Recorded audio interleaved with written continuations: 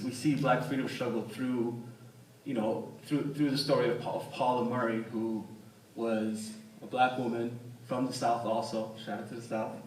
So I was getting stuff for like making too many jokes about the South. But was a Black woman, right, who at times cross-dressed, right, who at times gender-bent, and at times took on masculine names. And then she happened to be on a Greyhound.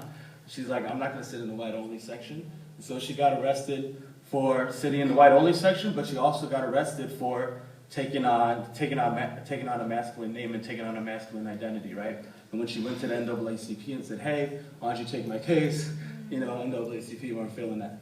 But the idea is that these are part of like our movement moments that get us to a better, more fuller movement. And when we forget those stories, we forget that there's more at stake than just, right, the immediate, let's say, integration, or the immediate, like, Black men in prison, right?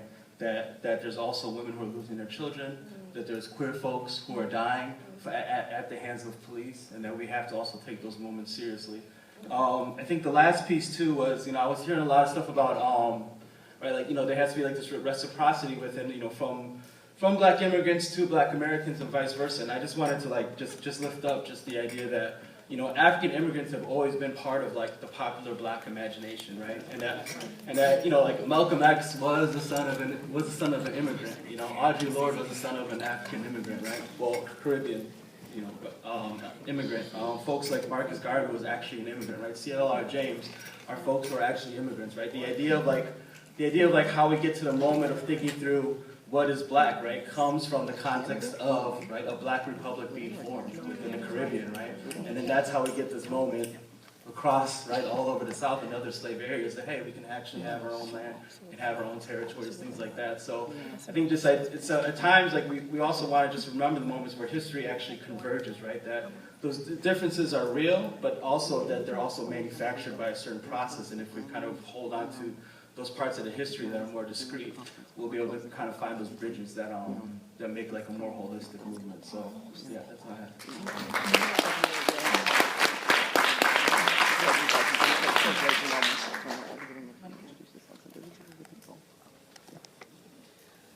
In this incredible space, in this incredible gathering, and we need a lot more spaces like the one that Ben and Baji are creating. So I want to thank you for creating it. I'm going to focus my remarks on some of the challenges that we face as communities trying to build alliances and trying to build a broader movement, and then some of what I think is needed. So first of all, I think it's important for us to all acknowledge that our communities are under tremendous attack, and that often puts us in survival mode. And what that means is that it often leads us to have a very narrow view of what those attacks are, because we're trying to survive. So often we're coming from a place where we think that the attacks against us are unique, they're the worst, we're the only ones under attack, etc. This is a heavy contributor, besides the actual systemic view, to wedges around race, around class, around immigration status. We often ignore the wedges around immigration status and how we came here in the first place. So there are wedges around documented versus undocumented. There are wedges against around whether you're an immigrant or a refugee, and there are also wedges around nationalities. Even in the Latino community, everybody dumps us in as Latinos, or worse, even Mexicans. But we all come from very different places and very different histories. It also leads us to focus on mobilizing instead of organizing around trying to find short-term solutions instead of thinking about the bigger picture and the systemic stuff. And it also leads us to want to shortcut trust and relationship building and to do transactional alliances, which are focused on what the other side can do for us instead of we're all in this together. In addition, there are specific issues that I think make it difficult for Latinos to build cross-racial alliances. So first and foremost, the issue of racial identity in the Latino community. We are sold the myth in our countries, and I'm speaking for immigrants. We're sold the myth that social structure in Latin America is class-based, which it is, but it's not race-based, which is a myth when it's very clear that the class system has race written all over it. Until recently, the immigrant rights movement and the Latino part of the immigrant rights movement, as we've heard here repeatedly, which is the visible part, and immigrants are Latinos, has been led by people who look like me. But that's changing.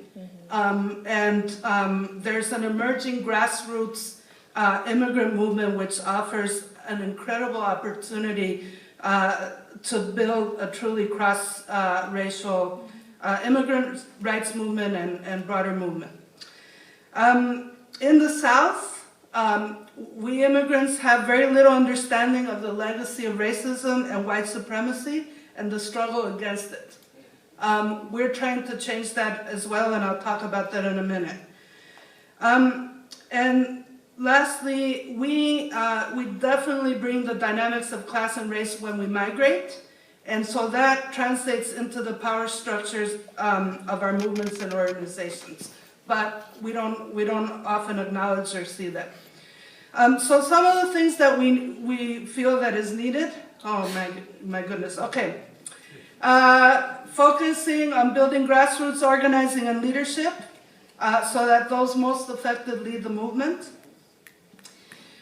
Organizing needs to be accompanied by intensive, ongoing political education, using popular education methodology.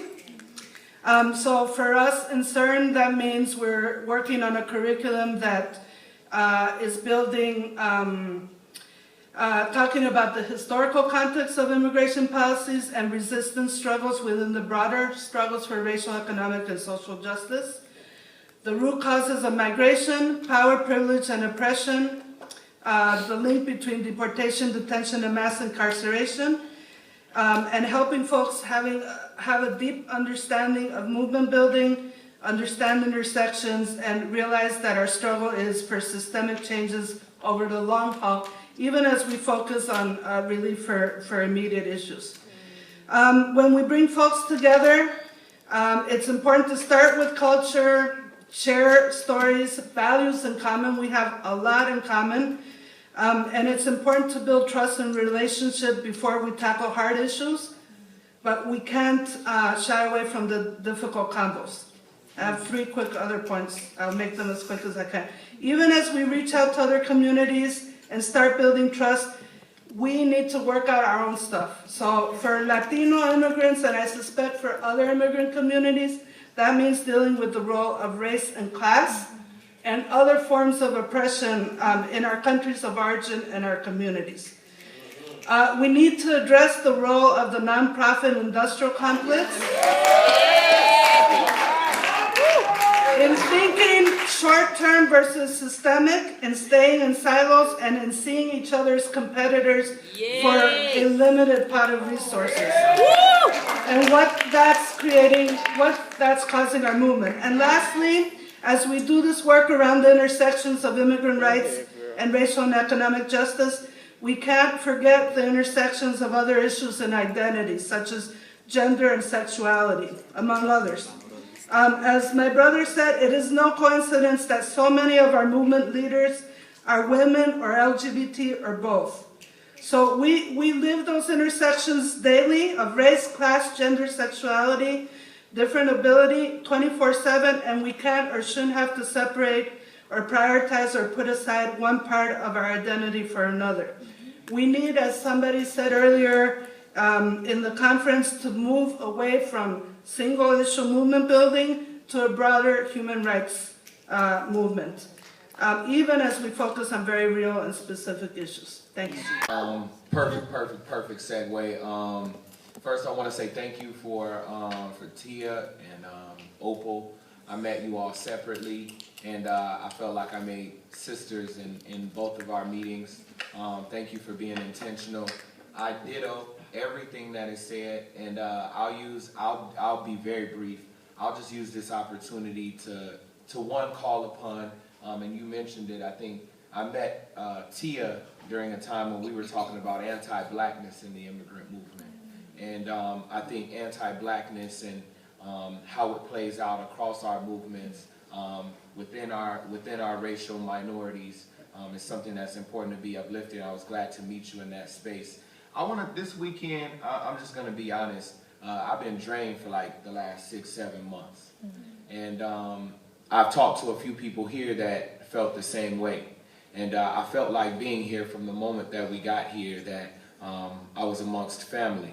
And it really hit home a point that Reverend Barber always says. He says, they are attacking us not because of our weakness, but because of our strength. And this entire weekend has really played that out for me. I felt like I was in a reservoir of rich history. And I also felt a little cheated when Frenchie was here and she brought forth her flag on Friday. I got to thinking I didn't know what my flag was. And no, black and green. Yeah, I know. But I think what this weekend and the importance of this weekend is in our strategy, in the development of a shared vision for what we want to see in this country, in the development of shared principles and values by which we're going to organize. I think those were very important conversations, but I just want to uplift the individual conversations that I've had with folks like Greg, with Jason, with some of our folks that came with Dream Defenders, with Joe, with Elandria. Those are the things that I'm going to take back with me and use to dip into when I feel like I'm alone, and I think we should all do that. I'm proud to be here with you all. I think we'll have a lot more time to reflect on the work that is going to be done, but I came here very cerebral, and I'm leaving with a really, really full heart. And when we're doing this work, it's important that we be grounded there because things aren't always going to be logical. Things aren't always going to make the most sense. But if there's a place where you can dip into and heal, and I've had a lot of opportunity to do that. So I wanted to uplift that in the time that I had, and thank y'all for allowing us to be here. And for the folks that are in Florida, I'm going to say something else that's probably uncomfortable, right? We talked about this weekend. I miss y'all. And I'm looking forward to this being a catalyst for us to really build our connections here in Florida and really build a strong national movement. And this was a space that really I was forced to confront that, seeing folks that I hadn't seen in a long time, not because they weren't working or not because they didn't pick up the phone, but because I didn't pick up the phone. And so being in a space with you all has been powerful, and I'm very excited about this conversation and what's going to happen after. So I'm Ruth again. I am the lead organizer with the Power Youth Center for Social Change. And I am a woman, I am Black, I am Haitian. My mom was born in Haiti in Tidjane, Haiti, and I was born in Cambridge. I have unfortunately never been to Haiti, and for me that's something that Adrian, who had to leave this morning, we had a really deep conversation about, me, I feel like my connection is with West Africa, and I felt like when I met Opal, I was like, I am Nigerian, you cannot tell me anything else. But then she looks at my features and she's like, no, you're not, you're Senegalese. And for me, that was for somebody else to name me was okay, and I gave her permission to, and she did that, and it felt really okay, this is something else I can connect with. So that personal connection is something that I'm going to keep, and I made a lot of different personal connections here that were really dope, and I want to continue those relationships. And I agree with Phil. I feel like Marlene is here, who's hardcore Haitian woman in the community, working hard, And my family is still in Cambridge. You know, like my mom, my grandmother, my aunt. So for me, like I need family here, and I have Power U, I have folks in the movement, but I need my Haitian community. So a lot of the issues that we work with, like at Power U, we work around powerful women and families, we work around youth organizing, but we really need to bring in this immigrant work into our work, because this is who we are. Like I'm an immigrant, like I'm not, like I remember I used to identify as like Haitian American, but I'm like, wait, no, like not Haitian American, I'm Haitian. Like I eat Haitian food, I cook Haitian food, I speak Creole, sakafet, you know? Like, so for me, like, it's like I need to be able to make sure that that's what I'm grounded in, so that me being directly impacted by this issue is something that I'm working for, so that I can be then empowered to lead, right? So another thing that I wanted to bring up is I'm excited for this opportunity because I know it's going to happen, but making space for youth voices, because I know that in Power U, we're going to have to talk because we need to be part of this kinship, but to make sure that youth have their voices heard and are in spaces where they're the ones holding the conversations and the adults are listening is something that's like really, really important to me, because that's leadership development. If you're listening, if you're able to listen, I know Isabel brought it up, it's like if you're able to listen to people, stories, to be able to like figure out how they organize, then we'll be creating and fostering change that we really want. And then it's another point is I keep bringing it up, is uplifting Black women. Tia, Opal, y'all are dope. Like Alandria, like y'all are dope. Like I met so many Melody, like y'all are dope. Everybody here is like amazing. And uplifting their energy to bring this to Miami is real. Like, and that connection, like how, like we get so consumed into our work that we forget that we're spiritual beings. You know, like we forget that we have to respect one another, because this nonprofit world, it may end soon. So then what are we gonna do? You know, what relationships have we held, and how are we gonna carry those relationships to continue the work without this complex, right? So for me, I am too excited about this being in Miami, connecting with other organizations, other people, and keeping this, like doing this, like even with the African diaspora dialogues, like doing that within organizations would be something I feel like would be dope to carry out. So thank you for my time and our time, and yeah. We're offering, and then we're going to do the 1 minute or 2 minute reflections, especially for the people who went at the beginning. So the thing that I think I want to lift up is a song, and then I'll say one thing.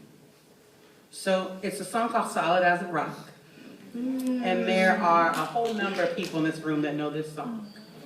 I'm not going to make you come down to the stage. However, here we go. So it goes like this, and my voice is a little shaky right now. Solid as a rock. Solid as a rock. We are rooted as a tree. We are rooted as a tree. We are here. We are here. Standing strong. Standing strong. In a rightful place. In a rightful place. We are solid as a rock. We are solid as a rock. We are rooted as a tree. We are rooted as a tree. We are here. We are here. Standing strong. Standing strong. In a rightful place. In a rightful place. Thank you. So I'm going to start this. Actually, I have to say two things. So it is a blessing for me to be home. My uncle passed away 2 years ago, who was from an hour from here. And so because this gathering is here, it means I actually go get to see all of my family today after we are finished, to be from my kin to that kin. And so for me, it's actually a very rooted thing about what it means to be here. And so I just want to say thank you. And the thing that he was all about books. And so my family, when we were growing up, we always got 5 books for Christmas. And if you did not read those 5 books by the next Christmas and be ready to have a discussion and dialogue, you got no other presents. So I guarantee everybody read those books. Right. One book was about African American history. One book was always about diasporic history. One book was always around Black identity. And then one was always around different visioning. So whether it was around cooperative economics or whatever, and the other was a wild card. And so I was raised to be a Pan-Africanist from the jump and to understand around collective liberation. And that economics is tied to all of that. And so I sit at this place knowing half the people in the room and believing in where we have to go. And so the only thing I'm going to say is looking at some people in this room that I met when they were 12 and 13 and 15 and 17. And 5 years ago and 7 years ago. Looking at Denise Perry earlier around what she helped create. And I just want to say that there are some really powerful people in this space who I've met since I've been here. And there are power legacies that we all stand on the shoulders of. And we can do anything we want to. That's right. That's right. Anything, as long as what we believe in what we can build. That's right. And as long as we stop thinking in campaign mode and in liberation mode. So what I want to say is that people love to march and rally. I actually really don't like to, because most times they happen on a Tuesday at 8 o'clock or a Saturday when everybody's gone.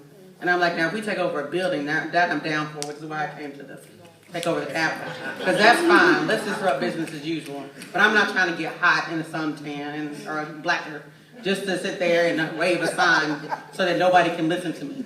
And I think that for me is where the movement has been, to be honest. I'm done with vigils. I think they're nice. But I'm like, is that really going to win what we need? Yes. And so I think we're at a time, at a crux around where are we going? What are we building? How do we protect what we've got? But how do we reimagine something so different that we can't even see it? I think this kinship, what this kinship does, and I want to say this, the energy at this one versus Atlanta is profoundly different.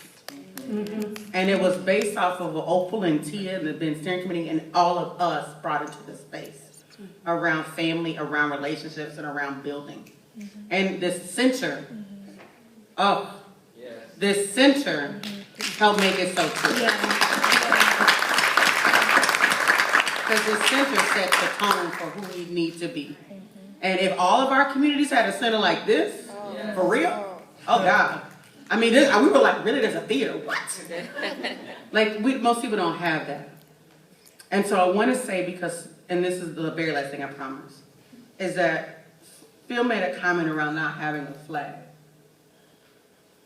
And I think sometimes we go around it, but I actually think it's essential to some of the challenges. If you don't know from whence you come and you cannot go back anywhere, there is no back going to. There is nowhere to go. And when there's something happening, and you're like, who am I in the core? It can get hard. And I think how we hold that, multiple of us don't know where we come from.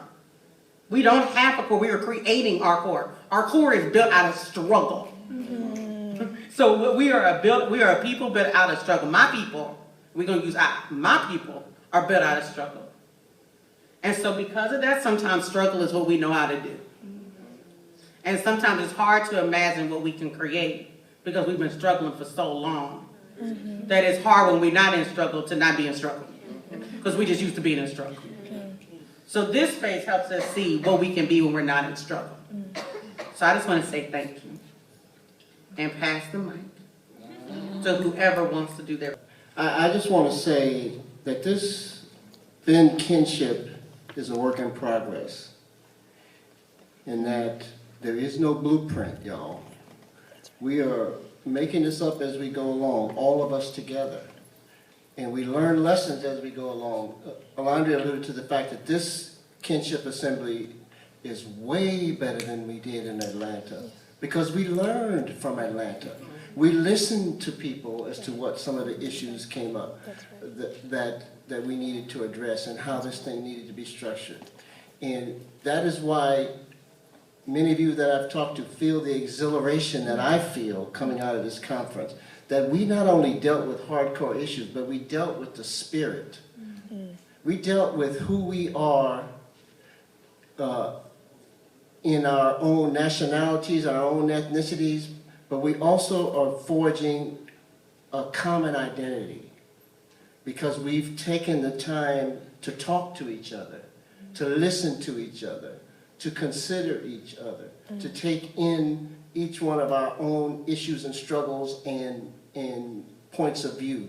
And so coming out of this, we have built a stronger bond than we did previously. And the next one will be even better. Some of the issues that have come up here, we know that the gender issues are really critical, and we've incorporated them to some extent in this issue, in this Ben Kinship Assembly, but the next one will incorporate even more. And so we learn as we go. We make mistakes, but we learn as we go. And so it takes a village to raise a child, and this village needs to raise this child. We've only been trying to do this since 2009. And if we are going to move forward, all of us in this room and those beyond this room, I feel sorry for the people that were not here with us the last 2.5 days, because they missed a very rich experience, but we can bring them to the next one. So each one, bring another one to the next Ben Kinship Assembly. Thank you very much.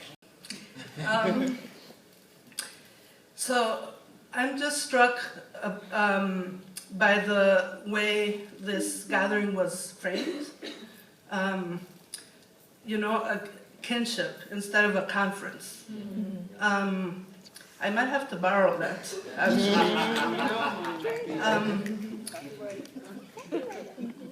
and thinking about my comments earlier, it's not about building alliances, it's about building kinship.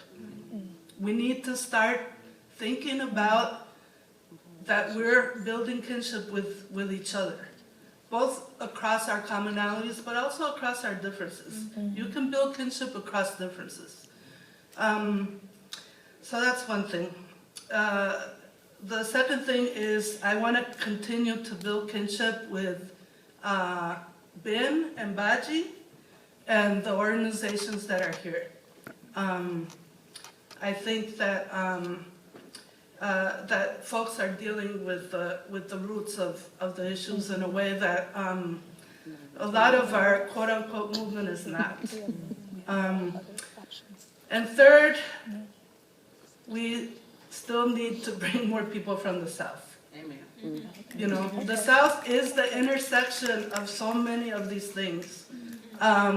But for a number of reasons, limited resources being a big factor, but I think there are many other things, we're not present even though we're holding this in the South.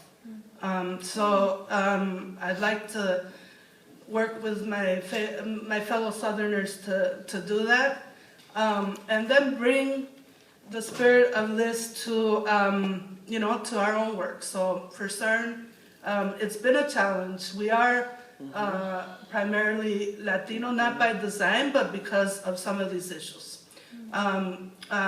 So I would love to work with folks here to change that. Thanks. So it's Sunday for the church folks. The preacher will usually say, now go forth, go ye into the highways and byways and compel men and women to come. And I think, no, I'm not a church going man anymore. I think that's very important. Thank you. Right. I'll be backsliding. But so I think it's important that we do take that from here. God knows my heart. But we should do that. We should do that from here. We should do that. I think what we built here is worthy of this the world outside of these walls. And so I would say that one. And then another thing, Terrence and I talked about very quickly this think tank idea. And us facilitating a space where is it something else I don't know about? But we talked about it last week. Let's just put me on the email thread if it's already there. But just want to throw that out there. Like you talked about, Monica. You said we need to expand our thinking around the issues that we're fighting, and I think every day many of us fight for the incremental wins, and those are very relevant to our day-to-day lives. But we talked about it last week. Google has this little thing they do, and it's for moonshot thinking, and so they invest amounts of money, time, energy, and resources in some of their folks who want to build elevators to space. And who want to do things that are just beyond the comprehension of everybody every day. And I love to see us invest some time and some circles and facilitate a space for us to dream very, very big and really see what the possibilities are, because I don't believe that there is nothing new under the sun, but I think we've got some innovation in here. We've got creativity, the intersection of technology. I know Steve is in here. The intersection of technology and the work that we do is important. So peace and thank y'all. But or maybe I could sit down. But I think for me, I'm really big on relationship and relationship building and connection.